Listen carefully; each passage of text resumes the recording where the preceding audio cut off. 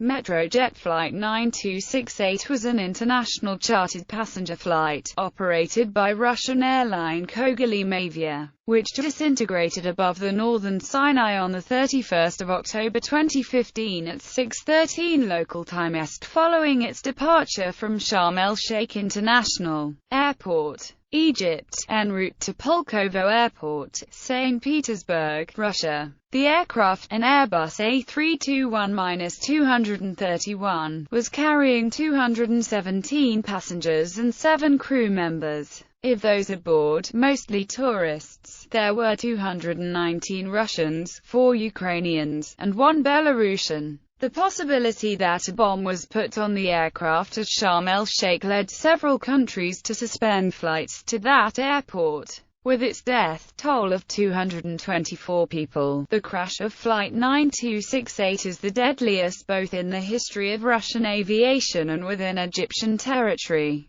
It is also the deadliest air crash involving an aircraft from the Airbus A320 family, and the deadliest aircraft crash of 2015. Shortly after the crash, the Islamic State of Iraq and the Levant's Sinai branch, previously known as Ansar Bait al-Maqdis, claimed responsibility for the incident, which occurred in the vicinity of the Sinai insurgency. ISIL claimed responsibility on Twitter, on video, and in a statement by Abu Osama al-Masri, the leader of the group's Sinai branch. ISIL posted pictures of what it said was the bomb in Dabik, its online magazine. By the 4th of November 2015, British and American authorities suspected that a bomb was responsible for the crash. On the 8th of November 2015, an anonymous member of the Egyptian investigation team said the investigators were 90% sure that the jet was brought down by a bomb. Lead investigator Ayman al-Muqaddam said that other possible causes of the crash included a fuel explosion, metal fatigue, and lithium batteries overheating. The Russian Federal Security Service announced on 17 November that they were sure that it was a terrorist attack caused by an improvised bomb containing the equivalent of up to 1 kilogram of TNT that detonated during the flight. The Russians said they had found explosive residue as evidence. Aircraft. The aircraft was an 18-year-old Airbus A321-231, serial number 663. It was delivered to Middle East Airlines in May 1997 with a registration code of FOHMP. In 2003, it was leased by On Air and, beginning in 2007, it was subleased to Saudi Arabian Airlines and other carriers. In April 2012, Kogalymavia acquired the aircraft with a new registration of IATA and transferred it to Kogalymavia in May. The aircraft was powered by 2 IAE V2533 engines and configured to carry 220 passengers in an economy configuration plus crew seats. At the time of the crash, it was owned by Dublin-based AerCap and leased to Kogalymavia. The aircraft had accumulated 56,000 flight hours on nearly 21,000 flights. On 16 November 2001, while operating for Middle East Airlines as FOHMP, the aircraft suffered a tail strike landing in Cairo. It was repaired and went back into service with the airline in 2002. Crash. Flight 9268 left Sharm el-Sheikh Airport at 5:50 EST for Pulkovo Airport in St. Petersburg, Russia, with 217 passengers and 7 crew members on board. The aircraft failed to make contact with Cyprus air traffic control 23 minutes later. Russia's Federal Air Transport Agency confirmed the flight had disappeared from radar tracking, but there was initial confusion about whether the aircraft had crashed. Islamic State in Iraq and the Levant branch in Egypt said that it brought down the airliner. Wassim Nasser, France 24's expert on jihadi movements, said that the ISIL group has never claimed an attack they did not commit. Russian media outlets said that the pilot reported technical problems and requested a landing at the nearest airport before the A321 went missing. but Egyptian authorities disputed that claim and the black boxes proved it incorrect. Other sources suggested there were no such requests or distress signals. The Egyptian Civilian Aviation Ministry issued a statement that indicated the flight was at an altitude of 31,000 feet when it disappeared from radar screens after a steep descent of 5,000 feet in 1 minute. Flight Radar 24 shows the aircraft climbing to 33,500 feet at 404 knots before suddenly descending to 28,375 feet at 62 knots, approximately 50 kilometers northeast of Nekhel, after which its position was no longer tracked. All 224 passengers and crew died. Reuters quoted an unnamed security officer as saying that the aircraft had been completely destroyed. Wreckage was scattered over 20 square kilometers, with the forward section about 5 kilometers from the tail, indicating that the aircraft had broken up during flight. Aerial images of the wreckage broadcast on RT indicated that the wings were intact until impact. The debris pattern, combined with an initial interpretation of the aircraft's abrupt changes in altitude and airspeed, reinforced the presumption that the aircraft's tail separated during flight and fell separately. Response: shortly after the aircraft's disappearance, Eurocontrol issued a notice to all operators along the route that, because of technical problems, all flights would be tactically rerouted. The notice was retracted shortly thereafter. Unnamed Egyptian authorities indicated that the first parts of the wreckage had been located. 50 ambulances were sent to the crash site near Hosna, 300 kilometers from Sharm el-Sheikh. Unnamed Egyptian officials reported that the aircraft split in two, and most bodies were found strapped to their seats. Initial reports indicated that voices of trapped passengers could be heard in a section of the crashed aircraft. At least 100 bodies were initially found, including at least 5 children, passengers and crew. Flight 9268 was carrying a total of 224 people, consisting of 217 passengers, of which 17 were children, and 7 crew members. Most of the passengers were Russian, according to the Russian embassy, and a majority were female. There were also 4 Ukrainians and 1 Belarusian on board. Most of the passengers were tourists returning from Red Sea resorts. The Association of Tour Operators of Russia released the passenger manifest of all those thought to have been on the flight. The majority of the passengers were from northwest Russia, including St. Petersburg and the surrounding Leningrad, Novgorod and Pskov oblasts. According to Kogalymavia, the flight's captain, Valery Yuryevich Nemov, had more than 12,000 hours of flight time, including 3,800 hours on this aircraft type. The first officer was Sergey Trukachov. Many parents on the flight had left their children behind in Russia, therefore the crash orphaned multiple children. Investigation. Ayman al-Muqaddam, the head of the Central Air Traffic Accident Authority in Egypt, was appointed to investigate the cause of the crash. In a statement on the 31st of October, he indicated that the pilot had made contact with the civil aviation authorities and asked to land at the nearest airport.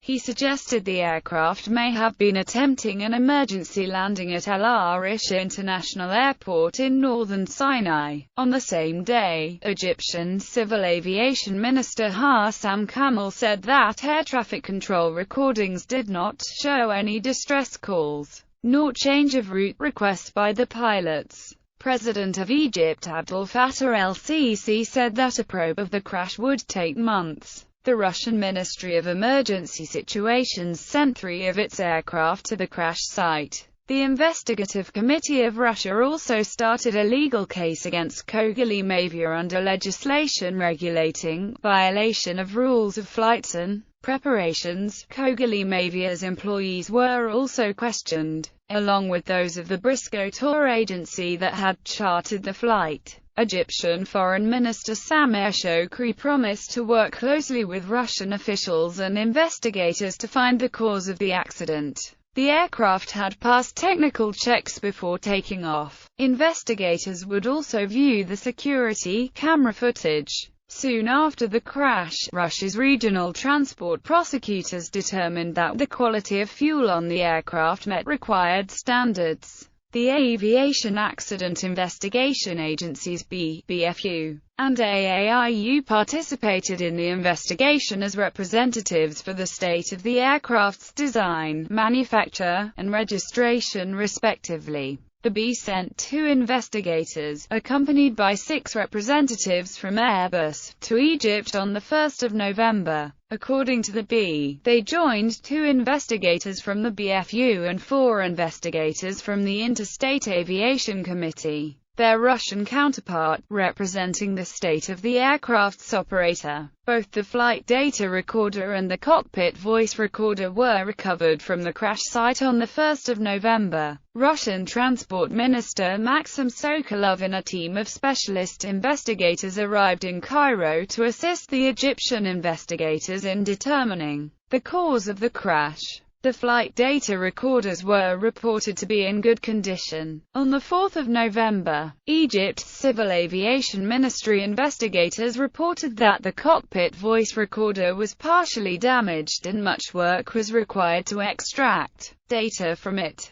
The CVR indicates that everything was normal until a sudden disastrous event. An explosion or other sudden loud noise is heard very shortly before the recorder stopped recording. The Egyptian search and rescue team had found 163 bodies by the 1st of November. As the search area widened, the Egyptian team found the body of a child about 8 kilometers from the wreckage, indicating that the aircraft had broken up in mid-air, confirmed by Russian investigator Viktor Sorochenko. An unnamed official quoted by Reuters said that Flight 9268's tail section separated from the main body of the fuselage and was burning, which could indicate an explosion. According to a senior U.S. defense official speaking on the 2nd of November, a U.S. infrared satellite detected a heat flash at the time and place of the disaster, and the U.S. intelligence community believed that it could have been an explosion on the aircraft by either a fuel tank or a bomb, and the satellite imagery also ruled out a missile attack.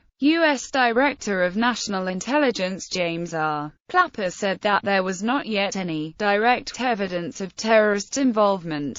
Some UK news outlets reported that an ISIL bomb was the most likely explanation for the crash. Within a week of the crash, serious considerations were given to the notion that the plane had been intentionally brought down. The UK government said that in the light of further British intelligence, the crash may well have been caused by an explosive device. British aviation experts travelled to Egypt to assess airport security. The UK government Cobra Emergency Committee, chaired by the Prime Minister, considered their findings. The BBC reported that the British government thinks the incident was probably caused by terrorism based on intercepted transmissions between militants based in Sinai. These transmissions suggest that a bomb was put in the hold prior to takeoff. Although the British have not ruled out a technical fault, the BBC reports that is increasingly unlikely. Paul Adams, BBC World Affairs correspondent, said that Prime Minister David Cameron's spokesperson left little doubt that the British government believed the aircraft was brought down by a bomb. Adams said that suspending flights both to and from a foreign country and insisting on your own technical experts assessing security demonstrated a lack of confidence in that country's own security measures. Security experts and investigators have said the aircraft is unlikely to have been struck from the outside, and Sinai militants are not believed to have any missiles capable of striking an airliner at 30,000 feet. At the same time, flights began to be stopped from and to Sharm el-Sheikh in Egypt, causing around 20,000 British tourists to be stranded. On the 8th of November, Reuters quoted an unnamed Egyptian investigation team member, speaking anonymously because of the sensitivity of the investigation. who said he was 90% sure the airliner was brought down by a bomb, based on an initial analysis of the last second of the cockpit voice recording. Lead investigator Ayman al-Muqaddam said that other causes, such as lithium batteries overheating, a fuel explosion, or metal fatigue in the structure, still needed to be definitively ruled out. On 17 November 2015, the Russian Security Service chief Alexander Bortnikov announced that their investigation had concluded that a terror act brought down Metrojet Flight 9268 after traces of explosives were found in the wreckage. Spectral analysis was used among other methods to examine the substance found. According to Russian officials, an improvised explosive device with power equivalent to up to 1 kilogram of TNT brought down the flight. Russia offered a $50 million reward for further information. Reuters reported that, according to security sources, 2 employees of Egypt's Sharm el-Sheikh airport had been detained for questioning over the crash on suspicion of putting a bomb on board the flight. Egyptian authorities denied this. On 18 November 2015, ISIL published pictures of what it claimed was the bomb in its Dabiq online magazine, claiming to show the 3 IED components including a Schweppes soda can containing the explosive charge, a military-grade detonator and switch. In the same month, Russian Defense Minister Sergey Shoigu announced that Sinai branch of ISIL was responsible for downing of the flight. On 14 December 2015, the leader of the Egyptian committee investigating the crash said that they had so far found no evidence that there is an act of terror or illegal intervention. In response to the Egyptian statement, Russian spokesman Dmitry Peskov reiterated that, "Our experts concluded this was a terrorist attack." Other hypotheses, tail strike and maintenance hypotheses. Airline officials have announced that they have ruled out mechanical failure, but investigators have still not made such a determination. Natalia Trukachova, the ex-wife of co-pilot Sergey Trukachov,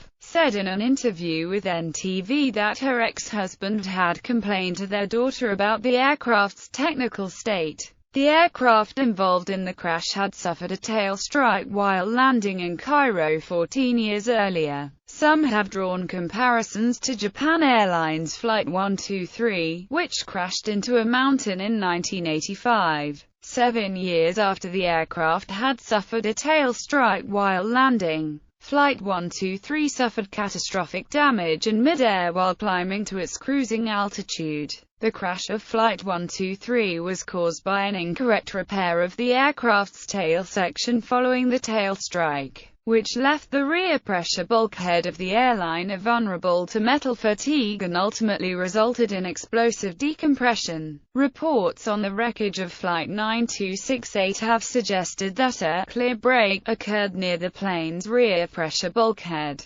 possibly indicating failure of the bulkhead. On 2 November, Metrojet spokesman Alexander Smirnov insisted that the aircraft was 100% airworthy and that its crew was very experienced, showing certificates the airline had received in 2014, later adding that the tail strike incident in Cairo had been fully repaired and the engines had been inspected on 26 October, 5 days before the crash. Missile hypothesis. In a report by UK newspaper The Guardian, a missile attack was deemed unlikely, but the report stated that several airlines would avoid flying over Sinai while the crash was under investigation. On 2 November, Metrojet spokesman Alexander Smirnov ruled out technical fault and pilot error as the cause of the crash and blamed an external force. ISIL's Wilaya Sinai claimed the incident was in revenge for Russian airstrikes against militants in Syria, where it controls territories,